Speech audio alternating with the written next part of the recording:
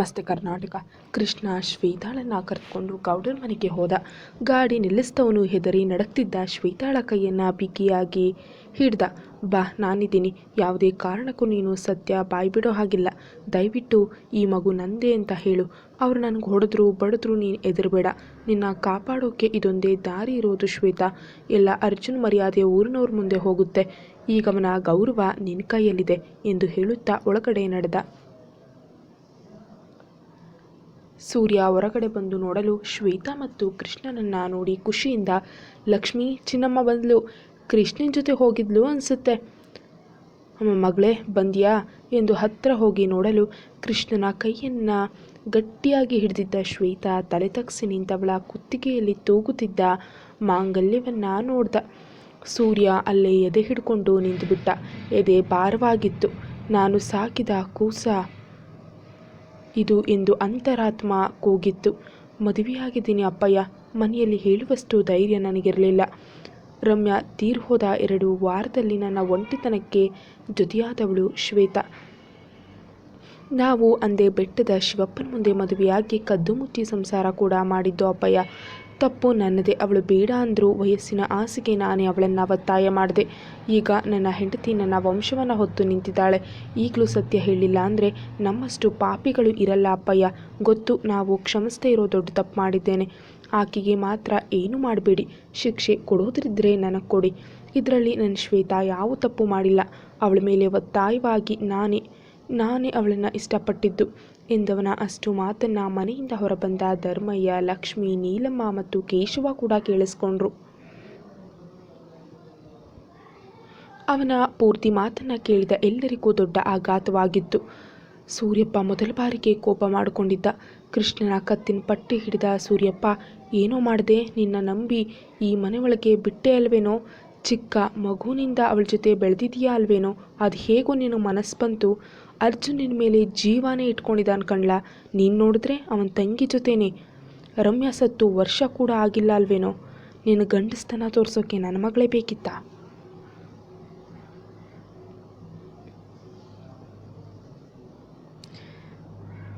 ಈಗ ಹೊಟ್ಟೆ ತುಂಬಿದ ಮೇಲೆ ಹೇಳೋಕೆ ಬರ್ತಿದ್ಯಾ ಬಡ್ಡಿ ಮಗನೇ? ಅಲ್ಲೇ ನೀನು ಮತ್ತು ಅವಳು ಎಲ್ಲಾದರೂ ಹಾಳಬಾವಿಗೆ ಬಿದ್ದು ಸತ್ತು ಹೋಗಬೇಕಿತ್ತು. ಪಾಪ ಸೂರ್ಯಪ್ಪನಿಗೆ ಗೊತ್ತಿಲ್ಲ ಅವರ ಮಗಳು ಬಾವಿಗೆ ಬಿದ್ದು ಕೃಷ್ಣನ ಕೃಪೆಯಿಂದ ಬದುಕು ಬಂದಿದ್ದಾಳೆ ಅಂತ. ಈ ಮನೆ ತನಕ ಯಾಕೆ ಬಂದೆ? ನಮ್ಮ ಮರ್ಯಾದೆಯನ್ನು ಮಣ್ಣು ಮಾಡಿದೆ ಅಂತ ಧೈರ್ಯವಾಗಿ ಹೇಳೋಕೆ ಬಂದಿಯೇನೋ ಎಂದವರು ಈಗ ಕೃಷ್ಣನ ಹಿಂದೆ ಅಡಗಿ ನಿಂತಿದ್ದ ಶ್ವೇತಾಳನ್ನು ಕೋಪದಲ್ಲಿ ನೋಡುತ್ತಾ ಕೈ ಎತ್ತಿ ಹೊಡೆಯಲು ಹೋದವರಿಗೆ ಪುಟ್ಟ ಶ್ವೇತಾ ಕಣ್ಣೆದುರಿಗೆ ಕಂಡ್ಳು. ಮಗುವಿನಿಂದ ಎಂದಿಗೂ ಅವಳಿಗೆ ಸೂರ್ಯಪ್ಪ ಹೊಡೆದಿಲ್ಲ. ಅವಳಿಗೆ ಪ್ರೀತಿ ಕಡಿಮೆ ಆಗಬಾರ್ದೆಂದು ಇನ್ನೊಂದು ಮಗು ಕೂಡ ಬೇಡ ಎಂದು ಸೂರ್ಯ ಲಕ್ಷ್ಮಿ ನಿರ್ಧಾರ ಮಾಡಿದ್ರು.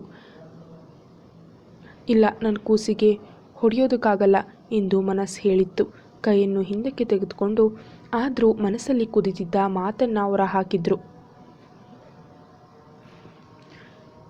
ಇನ್ನು ಈ ತಾಟ್ಕಿತ್ತಿ, ಥೂ, ನಿನ್ನ ಮಗಳು ಅಂತ ಸಾಕ್ತೆ ಕಣೆ. ನೀನು ನಿನ್ನ ಅಮ್ಮನ ಹಾಗೊಟ್ಟೆ ತುಂಬಿಸ್ಕೊಂಡು ಬಂದು ನಿಂತಿದೆಯಲ್ವಾ ಚಂಡಾಳಿ. ಅವಳಾದರೂ ತಪ್ಪೇ ಮಾಡದೆ ನಿನ್ನ ಹೊತ್ಕೊಂಡ್ಳು. ಆ ಕಾರಣಕ್ಕೆ ನಾನು ಅಂದು ತುಳಸಿಯ ಜೊತೆಯಾಗಿ ನಿಂತಿದ್ದೆ. ಆದರೆ ನೀನು ಇವನ ಜೊತೆ ರಾತ್ರಿ ಹಗಲು ಮಲಗಿ ಎದ್ದು ಈ ಮನೆಗೆ ಬರ್ತಿದ್ಯಾ ಪಾಪಿ. ಈ ಮನೆ ಪವಿತ್ರತೆಯನ್ನು ಹಾಳು ಮಾಡದಲ್ಲೇ ಯಾಕೆ ಬಂದೆ? ಹೋಗಿ ಸಾಯಿ, ಹೊರಟು ಹೋಗಿ. ನಿಮ್ಮ ಮುಖ ತೋರಿಸ್ಬೇಡಿ. ನಾನು ದೊಡ್ಡ ತಪ್ಪು ಮಾಡಿಬಿಟ್ಟೆ.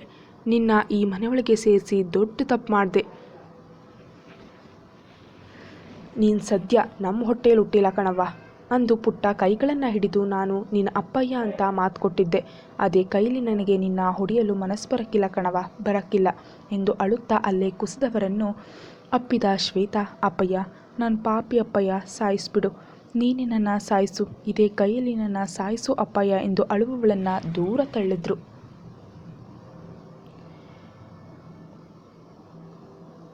ಬೆಳೀತಾ ಬೆಳೀತಾ ಅಪ್ಪ ಅಪ್ಪ ಎಂದು ಹಿಂದೆ ಸುತ್ತುತ್ತಾ ನಿನ್ನ ಎದೆ ಮೇಲೆ ಹೊತ್ತು ಕಾಪಾಡಿದೆ. ಆದರೆ ನೀನು ಮಾಡಿದ್ದು ಏನು ಶ್ವೇತಾ? ಈ ನಿನ್ನ ಅಪ್ಪಯ್ಯ ಸಾಕಿದ ನಮ್ಮ ಅಣ್ಣ, ಅಜ್ಜ, ಅಜ್ಜಿ ಯಾರು ನೆನಪಾಗದೆ ಈ ಅನಾಥ ನಾಯಿಗೆ ಕುತ್ತಿಗೆ ಕೊಟ್ಟು ಮದುವೆಯಾಗಿ ಕದ್ದು ಮುಚ್ಚಿ ಬಸರಾಗಿ ಬಂದಿದೆಯಾ? ಮದುವೆಗಿಂತ ಮುಂಚೆ ಆಗಿಲ್ಲ, ಸದ್ಯ ಅದಾದರೂ ಜ್ಞಾನ ಇತ್ತಲ್ವ. ಇಲ್ಲ ಅಂದಿದ್ರೆ ಈ ಕೃಷ್ಣನನ್ನು ಕೊಂದು ಹಾಕ್ತಿದ್ದೆ. ಆ ತಾಳಿಗೆ ಮಾಂಗಲ್ಯಕ್ಕೆ ಬೆಲೆ ಕೊಟ್ಟು ನಿನ್ನ ಮತ್ತು ಅವನನ್ನು ಬದುಕಲು ಬಿಟ್ಟಿದ್ದೀನಿ. ಅವನು ನಿನ್ನ ಮದುವೆಯಾಗಿ ಮುಟ್ಟಿದ್ದಾನೆ, ಗಂಡನಾಗಿ ನಿನ್ನ ಸೇರಿದ್ದಾನೆ ಅನ್ನೋ ಮರ್ಯಾದೆಗೆ ನಿನ್ನ ಜೀವ ಉಳಿದಿದೆ. ಲೋಕೇಶ್ವ, ಹೋಗು, ಅರ್ಜುನನ್ನು ಈಗಲೇ ಕರ್ಕೊಂಡು ಬಾರೋ. ಅವನು ಏನು ತೀರ್ಪು ಕೊಡ್ತಾನೋ, ಈ ಕೃಷ್ಣ ಮತ್ತು ಈ ಕೆಟ್ಟ ನಾಯಿ ಅದನ್ನು ಪಾಲಿಸಬೇಕು ಅಷ್ಟೇ ಎಂದು ಅಲ್ಲೇ ಮನೆಯ ಮುಂಬಾಗಿಲಿನ ಕಟ್ಟೆ ಮೇಲೆ ಅಳುತ್ತಾ ಕುಳಿತರು. ಲಕ್ಷ್ಮಿ ಎದೆ ಹಿಡಿದು ಅಳುತ್ತಾ, ಶ್ವೇತಾ, ನನ್ನ ಕೂಸೆ ಅಂದವಳಿಗೆ ಮಾತಾಡುವ ಶಕ್ತಿ ಇಲ್ಲ. ಎಲ್ಲರೂ ನನ್ನ ಮಗಳನ್ನು ಕ್ಷಮಿಸ್ರಪ್ಪ. ಈ ಮನೆ ಮಗಳು ತಾಯಿಯಾಗಿ ಬಂದಿದ್ದಾಳೆ. ಅವಳನ್ನು ಮೊದಲು ಒಳಗೆ ಕರೆದು ಮಾತಾಡಿ ಸಮಾಧಾನವಾಗಿ ಕುಳಿತು ನಿರ್ಧಾರ ತಗೊಳ್ಳಿ ಎಂದು ಮನಸ್ಸಿನ ಮಾತು ಮನಸ್ಸಿನಲ್ಲೇ ಉಳಿದು ಹೋಗಿತ್ತು. ಎಲ್ಲರ ಮುಂದೆ ಹೇಳಲು ಧೈರ್ಯ ಸಾಲಿಲ್ಲ. ಅಲ್ಲೇ ಕುಸಿದು ಕುಳಿತಳು. ಶ್ವೇತಾ ಅಳುತ್ತಾ ಕೃಷ್ಣನ ತೋಳು ಬಳಸಲು ಕೃಷ್ಣ ಶ್ವೇತಾಳ ಎದೆಗೆ ಅಪ್ಕೊಂಡು ಸಮಾಧಾನ ಮಾಡ್ದ. ಮುಂದೆ ಏನೇ ಆದರೂ ಎದುರಿಸೋಣ ಎಂದ. ಅದನ್ನು ನೋಡಿದ ಧರ್ಮಯ್ಯನವರಿಗೆ ಇನ್ನಷ್ಟು ಉರಿಯೋ ಬೆಂಕಿಗೆ ತುಪ್ಪ ಸುರಿದಾಗಿತ್ತು. ಮನೆಯ ಸೂರ್ನಲ್ಲಿದ್ದ ಮಚ್ಚು ತೆಗೆದುಕೊಂಡು ಹಲ್ಲು ಕಡಿಯುತ್ತಾ ಶ್ವೇತಾಳ ಬಳಿಗೆ ಬಂದರು. ಸೂರ್ಯ ಅವರಪ್ಪನ ಹಿಡಿದು, ಅಪ್ಪಯ್ಯ, ಬಿಡಪ್ಪಯ್ಯ, ಬಿಡಪ್ಪಯ್ಯ, ಅವಳು ಮಗು ಹೊತ್ತು ನಿಂತವಳೆ, ಬಿಡಿ ಬಿಡಿ, ಅವಳು ನಮ್ಮ ಪಾಲಿಗೆ ಸತ್ತು ಹೋದ್ಲು. ಆದರೆ ಗರ್ಭಿಣಿ ಶಾಪ ಈ ಮನೆಗೆ ಬೇಡ ಅಪ್ಪಯ್ಯ ಅಂದರೂ ಕೂಡ ಧರ್ಮಯ್ಯ ಸುಮ್ಮನಿರಲಿಲ್ಲ. ಧರ್ಮಯ್ಯ ಶ್ವೇತಾಗೆ ಇನ್ನೇನು ಹೊಡೆಯಲು ಕೃಷ್ಣ ಅಡ್ಡ ನಿಂತ. ಧರ್ಮಯ್ಯ ಅವನ ಕೆನ್ನೆಗೆ ಹೊಡೆದು ಅವನ ಕುತ್ತಿಗೆಗೆ ಮಚ್ಚು ಇಟ್ಟವರಿಗೆ ಅವನ ಸಾಯಿಸಲು ಧೈರ್ಯ ಬರಲಿಲ್ಲ. ಕಾರಣ ಅವನ ಗುಣ ಅವರಿಗೂ ಗೊತ್ತಿತ್ತು. ಈ ಮನೆಗೆ ಅರ್ಜುನ್ ಗೆಳೆತನಕ್ಕೆ ಕೃಷ್ಣ ಪ್ರತಿ ಸಲವೂ ನಿಂತಿದ್ದ. ಕೋಪ ಇದ್ದದ್ದು ಶ್ವೇತಾ ಮೇಲೆ. ಕೃಷ್ಣ ಅವರ ಮುಂದೆ ಹಾಗೆ ನಿಂತಿದ್ದ. ಆದರೂ ಕೋಪದಲ್ಲಿ ನೋಡುತ್ತಾ ಇದ್ದವರನ್ನ ನೋಡಿದ ಕೃಷ್ಣ ಧೈರ್ಯವಾಗಿ ಮಾತಾಡ್ದ. ತಾತ, ಅವಳು ನನ್ನ ಹೆಂಡತಿ, ನನಗೆ ಏನು ಬೇಕಾದರೂ ಮಾಡಿ, ಆದರೆ ನನ್ನ ಕೂಸು ಹೊತ್ತವಳನ್ನು ಮಾತ್ರ ಮುಟ್ಟಬೇಡಿ, ನಿಮ್ಮ ಕಾಲಿಗೆ ಬೀಳ್ತೀನಿ, ನನ್ನ ಪ್ರಾಣ ಬೇಕಾದರೆ ತೆಗೀರಿ ಎಂದಿದ್ದ. ಧರ್ಮಯ್ಯ ಕೋಪದಲ್ಲಿ ಬುಸುಗುಡುತ್ತಾ ಅವನ ಕುತ್ತಿಗೆಗೆ ಇಟ್ಟ ಮಚ್ಚನ್ನು ಹಿಂದೆ ತೆಗೆದುಕೊಂಡ್ರು. ನೀಲಮ್ಮ ಒಂದಿಷ್ಟು ಶ್ವೇತಾಗೆ ಬೈತಲೇ ಇದ್ದರು. ಅರ್ಜುನ್ ಗಾಡಿ ಅಲ್ಲಿಗೆ ಬರಲು ಶ್ವೇತಾ ಹೆದರಿ ಹೋಗಿದ್ಲು. ಅವನ ಕೈ ಬಿಗಿಯಾಗಿ ಹಿಡಿಯಲು ಕೃಷ್ಣನಿಗೂ ಈಗ ಎದೆಬಡಿತ ಜೋರಾಗಿತ್ತು. ಗಾಡಿಯಿಂದ ಇಳಿದ ಅರ್ಜುನ್ ಸೀದಾ ಮನೆ ಬಾಗಿಲ ಅಂಗಳದಲ್ಲಿ ನಿಂತಿದ್ದ ಕೃಷ್ಣ ಮತ್ತು ಶ್ವೇತಾ ಹತ್ರ ಬಂದ. ತನ್ನ ಚಿಕ್ಕಪ್ಪ ಕೇಶವ ಹೇಳಿದ ಮಾತು ಸತ್ಯವೇ? ಇಲ್ಲ, ನಂಬಲು ಅಸಾಧ್ಯ. ನನ್ನ ತಂಗಿ ಅವಳು, ಇನ್ನು ಕೃಷ್ಣ ನನ್ನ ಜೀವದ ಗೆಳೆಯ ಎಂದು ಶ್ವೇತಾಳನ್ನು ನೋಡಲು ಅವಳು ತಲೆ ಬಗ್ಸಿ ಕೃಷ್ಣನ ಕೈಯನ್ನು ಹಿಡಿದು ಅವನ ಹಿಂದೆ ನಿಂತಿದ್ಲು.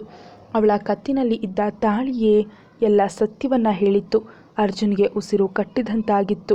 ಯಾರೋ ತನ್ನ ಬೆನ್ನಿಗೆ ಚೂರಿ ಹಾಕಿ ಕೊಂದಷ್ಟು ನೋವು ಅನುಭವಿಸುತ್ತಾ ಹಿಂದೆ ಸರಿದು ಕಾಲು ಎಡವಿದ ಅರ್ಜುನನ್ನು ಕೇಶವ ಅಪ್ಕೊಂಡ್ರು. ಆರೋಹಿ ರೀ. ಅರ್ಜುನ ಆ ಸ್ಥಿತಿಯಲ್ಲಿ ನೋಡಿ ಗಾಬರಿಯಾಗಿತ್ತು ಅವಳಿಗೆ. ತನ್ನ ಮುಂದೆ ಏನು ನಡೀತಿದೆ ಎಂದು ಅರಿವಾಗಿತ್ತು.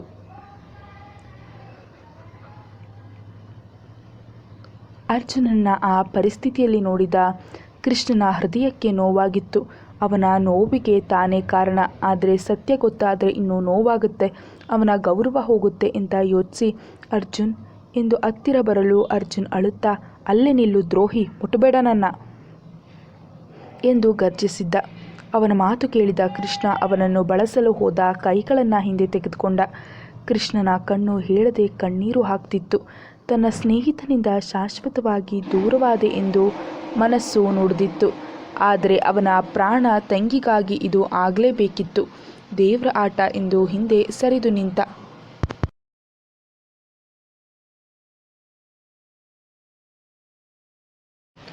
ಧರ್ಮಯ್ಯ ಅರ್ಜುನ್ಗೆ, ನೋಡು, ನಿನ್ನಿಂದ ಕಣ್ಲ, ಎಲ್ಲ ನಿನ್ನಿಂದಲೇ.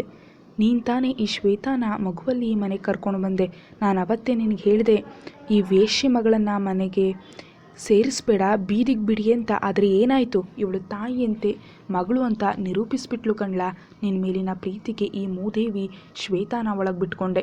ಈ ಸೂರ್ಯ ಮತ್ತು ಲಕ್ಷ್ಮಿ ಅಪ್ಪ ಅಮ್ಮನ ಹೆಸರು ಕೊಟ್ಟರು, ನಮ್ಮ ವಂಶದ ಹೆಸರು ಕೊಟ್ಟು ಮುದ್ದಾಗಿ ಬೆಳೆಸಿದ್ವಿ. ನಿನ್ನ ಮೇಲಿನ ವ್ಯಾಮೋಹಕ್ಕೆ ಮೊಮ್ಮಗ ಬೇಸರ ಪಟ್ಕೋಬಾರದು ಅಂತ ಇವಳಿಗೆ ಒಂದು ಮಾತು. ಮನೆಯಲ್ಲಿ ಯಾರು ಏನೂ ಹೇಳಿರಲಿಲ್ಲ. ಆದರೆ ಇವಳು ಮಾಡಿರೋ ಗನಂದಾರಿ ಕೆಲಸ ನೋಡೋ.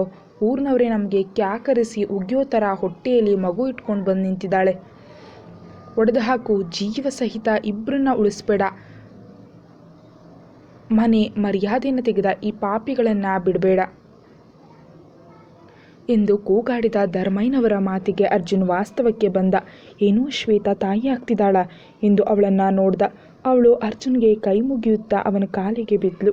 ಅಣ್ಣಯ್ಯ, ಕ್ಷಮಿಸ್ಬಿಡು ಅಣ್ಣಯ್ಯ, ನನ್ನ ತಪ್ಪಾಯಿತು ಎಂದವಳ ಭುಜ ಬಳಸಿ ಎತ್ತಿ ತಪ್ಕೊಂಡ. ಚಿನ್ನಮ್ಮ, ಅಮ್ಮ ಆಗ್ತಿದ್ಯಾ ಕೋಸೆ? ಅಯ್ಯೋ ನನ್ನ ಸ್ವಾಮಿ ಎಂದು ಕಣ್ಣೀರು ಹಾಕುತ್ತಾ ಅವಳ ತಲೆಯನ್ನು ಮೆದುವಾಗಿ ಸವರುತ್ತಾ ಒಳಗ್ಬಾ ಚಿನ್ನಮ್ಮ ಎಂದು ಕೈ ಹಿಡಿದು ಒಳಗೆ ಕರ್ಕೊಂಡು ಹೋಗುವಾಗ ಇನ್ನೊಂದು ಕೈಯಲ್ಲಿ ಕೃಷ್ಣ ಕೈಯನ್ನು ಹಿಡಿದ. ದ್ರೋಹಿ, ನೀನು ಇವಳನ್ನು ನನಗೆ ಹೇಳದೆ ಮದುವೆ ಆಗಿದ್ದಕ್ಕೆ ಕೋಪ ಬಂದಿದೆ. ನಿನ್ನೊಳಗಿನ ಸತ್ಯ ನಿನ್ನ ಕಣ್ಣೇ ಹೇಳ್ತಿದೆ ಕೃಷ್ಣ. ಒಂದು ಮಾತು ನನಗೆ ನೀನು ಹೇಳಬೇಕಿತ್ತು. ಊರೇ ಮೆಚ್ಚುವಂತೆ ಅದ್ಧೂರಿಯಾಗಿ ಮದುವೆ ಮಾಡ್ತಿದ್ದೆ. ನೀನು ನನ್ನ ಗೆಳೆಯ ಕಣೋ. ನಿನ್ನ ಮೇಲೆ ಹೇಗೋ ಅನುಮಾನ ಪಡಲಿ, ಅವಳ ಕೈ ಬೆರಳು ಮುಟ್ಟಲು ಯೋಚಿಸುವ ನೀನು ಇಂತಹ ವ್ಯಕ್ತಿ ಅಂತ ನನಗೆ ಗೊತ್ತು ಕೃಷ್ಣ. ಇನ್ನು ನೀನು ನನ್ನ ತಂಗಿ ಗಂಡ ಅಂದರೆ ಅದಕ್ಕೆ ಕಾರಣ ಏನು ಅಂತ ಅರಿಯದಷ್ಟು ದಡ್ಡ ಈ ಅರ್ಜುನ್ ಅಲ್ಲ. ನೀನು ಯಾವತ್ತೂ ಈ ಅರ್ಜುನ್ ಜೀವ ಕಣ್ಲಾ. ನಿನ್ನ ನಂಬ್ತೀನಿ. ನೀನು ಈ ಕೆಲಸ ಯಾಕೆ ಮಾಡಿದ್ಯಾ ಅಂತ ಈಗ ತಿಳಿತು ಕಣ್ಲಾ. ಈ ಅರ್ಜುನಷ್ಟು ಕ್ರೂರಿಯಲ್ಲ ಕಣ್ಲಾ. ಊರಿಗೆ ನ್ಯಾಯ ಹೇಳೋ ನಾನು ನನ್ನ ಗೆಳೆಯ ಹೇಗನ್ನೋದು ನನಗೆ ತಿಳಿದಿರಲ್ವಾ? ಬುದ್ಧಿ ಬಂದಾಗಿಂದ ನಿನ್ನ ಮತ್ತು ಶ್ವೇತಾ ಸಂಬಂಧವನ್ನು ನೋಡ್ತಿದ್ದೀನಿ. ನನ್ನ ಮರ್ಯಾದೆಗೋಸ್ಕರ ನೀನು ನಿಂತಿದೀಯಾ ಅಂತಲೂ ಮತ್ತು ಶ್ವೇತಾಳ ಅಣಿ ಬರಹದಲ್ಲಿ ನಿನ್ನ ಹೆಸರಿತ್ತು ಕೃಷ್ಣ. ನೀನಿನ್ನು ನನ್ನ ಬಾಮೈದ ಕಣ್ಲ ಎಂದವನ ಮಾತು ಕೇಳಿ ಕೃಷ್ಣ ಅಳುತ್ತಾ ಅವನನ್ನು ಅಪ್ಕೊಂಡ. ಅಂತೂ ಜೀವದ ಗೆಳೆಯರಿಬ್ಬರ ಸ್ನೇಹ ಗೆದ್ದಿತ್ತು. ಕೃಷ್ಣ ಹೇಳದೇ ಇದ್ದರೂ ಅವನ ಎದೆಯೊಳಗಿನ ಸತ್ಯವನ್ನು ಅರ್ಜುನ್ ಅರಿತಿದ್ದ. ಇದನ್ನು ನೋಡ್ತಿದ್ದ ಎಲ್ರಿಗೂ ಆಶ್ಚರ್ಯವಾಗಿತ್ತು. ಧರ್ಮಯ್ಯ ಈಗ ಕೆಂಡಮಂಡಲವಾಗೋದ್ರು. ಅರ್ಜುನ್ನ ಮೇಲೆ ಕೋಪ ಹೊಕ್ಕಿ, ಲೋ ಅರ್ಜುನ್, ಇದೇನಾ ನಿನ್ನ ನ್ಯಾಯ, ಧರ್ಮ, ನೀತಿ? ಆ ಹುಡುಗಿ ಏನಾದರೂ ಈ ಮನೆಯೊಳಗೆ ಕಾಲಿಟ್ಟರೆ ನಾನು ಮನುಷ್ಯ ಆಗಿರಲ್ಲ ಕಣ್ಲ. ಅವಳನ್ನು ಸಿಗದು ಬಿಡ್ತೀನಿ ಅರ್ಜುನ್. ಅಂದು ಮಾಡಿದ ತಪ್ಪು ಇಂದು ಮತ್ತೆ ಮಾಡಬೇಡ. 20 ವರ್ಷದ ಹಿಂದೆ ನಡ್ಕೊಂಡೆ. ಇಂದು ನಾನಿವಳನ್ನು ಒಪ್ಪೋದಕ್ಕೆ ಆಗಲ್ಲ. ಇಲ್ಲ, ನಾನು ಬದುಕಿರೋವರೆಗೂ ಅದಾಗಲ್ಲ ಎಂದು ಮಚ್ಚು ಹಿಡಿದು ಕೂಗಲು ಅರ್ಜುನ್ ಪಂಚೆ ಕಟ್ಟಿ ತನ್ನ ಮೀಸೆಯನ್ನು ತಿರುವುತ್ತಾ ತಾತನ ಮುಂದೆ ಎದೆ ಹುಬ್ಬಿಸಿಯೇ ನಿಂತ. ಬನ್ನಿ, ಧೈರ್ಯ ಇದ್ದರೆ ಬನ್ನಿ ತಾತ. ಮೊದಲು ನೀವು ನನ್ನ ಕೊಂದು ಆಮೇಲೆ ನನ್ನ ತಂಗಿಯನ್ನು ಕೊಂದು ಹಾಕಿ. ಬನ್ನಿ, ನಾನು ಸಿದ್ಧವಾಗಿ ನಿಂತಿದ್ದೇನೆ. ನಿಮ್ಮ ದೇಹದಲ್ಲಿ ಅರಿತಿರೋ ರಕ್ತಾನೇ ಈ ಅರ್ಜುನ ಮೈಯಲ್ಲಿಯೂ ಅರಿತಿರೋದು. ಏನಂದ್ರಿ? ನನ್ನ ತಂಗಿ ವೇಶ್ಯ ಮಗಳ? ಇನ್ನೊಂದು ಮಾತು ನನ್ನ ತಂಗಿ ಬಗ್ಗೆ ನಿಮ್ಮ ಬಾಯಿಂದ ಅಸಭ್ಯವಾಗಿ ಬಂತೋ ನಾನು ಮನುಷ್ಯ ಆಗಿರಲ್ಲ ಎಂದು ಗದರ್ದ. ಅರ್ಜುನ್ ಅವರಪ್ಪನನ್ನು ಕೋಪದಲ್ಲಿ ನೋಡುತ್ತಾ, ಅಪ್ಪಯ್ಯ, ನೀನು ಇನ್ನು ಬಾಯಿ ಮುಚ್ಕೊಂಡೇ ಇರ್ತೀಯಾ ಇಲ್ಲ ಈಗಲಾದರೂ ಬಾಯಿ ಬಿಟ್ಟು ಮಾತಾಡ್ತೀಯಾ? ನೀನು ಸಾಕಿದ ಮಗಳ ಬಗ್ಗೆ ನಿಮ್ಮಪ್ಪ ಮಾತಾಡ್ತಿದ್ರೆ ಸುಮ್ಮನೆ ಇರ್ತೀಯಾ ಅಪ್ಪಯ್ಯ? ಇನ್ನು ಎಷ್ಟು ವರ್ಷ ಹೀಗೆ ಈ ಮನೆ ಗೌರವ ಅಂತ ಏನು ತಪ್ಪು ಮಾಡದೇ ಇರೋ ಶ್ವೇತಾಗೆ ಶಿಕ್ಷೆ ಕೊಡ್ತೀರಾ? ಉತ್ತರ ಕೊಡಪ್ಪಯ್ಯ. ನಿಮ್ಮಪ್ಪನಿಗೆ ಸತ್ಯ ಹೇಳು. ಈ ಶ್ವೇತಾ ಅಪ್ಪ ಯಾರು ಅಂತ ಹೇಳಪ್ಪಯ್ಯ ಎಂದು ಜೋರಾಗಿ ಕೂಗ್ದ. ಸೂರ್ಯ ತಲೆ ಬಗ್ಸಿ ನಿಂತ. ಹಾಗಾದರೆ ಅರ್ಜುನ್ಗೆ ಎಲ್ಲವೂ ಗೊತ್ತಿದೆ ಎಂದು ಬೆವರನ್ನು ಒರೆಸ್ಕೊಂಡ.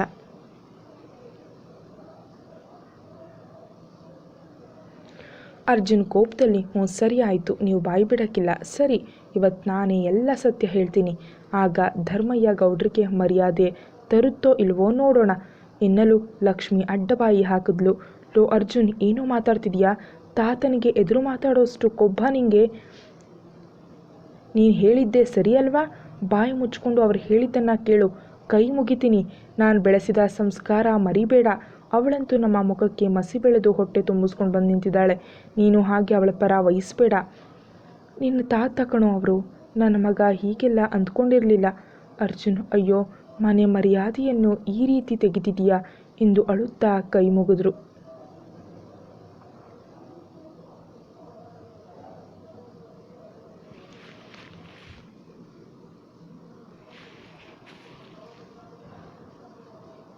ಅಮ್ಮ, ನಿನ್ನ ಒಡಹುಟ್ಟಿದ ತಂಗಿಗೆ ಅವರು ವೇಶ್ಯೆ ಅಂತಿದ್ದಾರೆ. ನೀನು ಬಾಯಿ ಮುಚ್ಕೊಂಡಿರು. ಯಾಕೆ ಹೇಳು? ವರ್ಷಗಳಿಂದ ನೀನು ಅದನ್ನೇ ಮಾಡಿಕೊಂಡು ಈ ಮನೆ ಗೌರವ ಅಂತ ನಿನ್ನ ತಂಗಿಯನ್ನು ಅನಾಥ ಮಾಡಿದಾಗಲೂ ಬಾಯಿ ಮುಚ್ಕೊಂಡಿದ್ದೆ ಅಲ್ವಾ?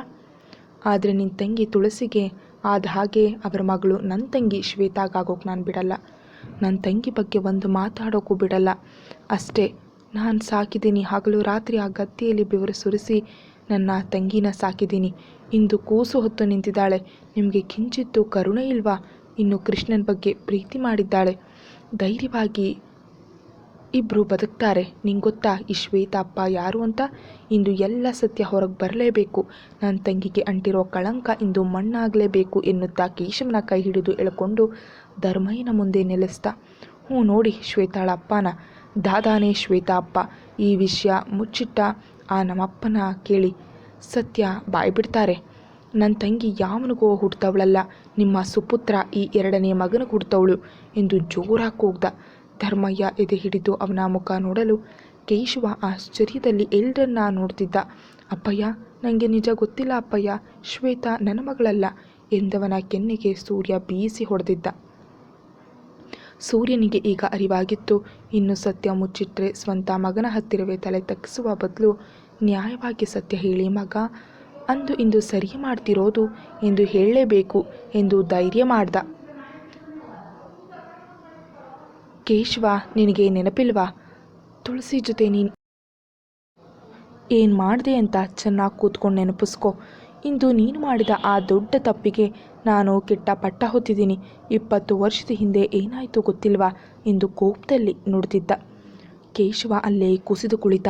ಹಾಗಾದರೆ ನನ್ನ ತುಳಸಿ ಗರ್ಭಿಣಿ ಆಗಿದ್ದು ನನ್ನ ಕೂಸ್ಗ ಎಂದು ಹಳೆಯದನ್ನು ನೆನಪಿಸಿಕೊಂಡನು. ಮುಂದಿನ ಸಂಚಿಕೆ 20 ವರ್ಷಗಳ ಹಿಂದೆ.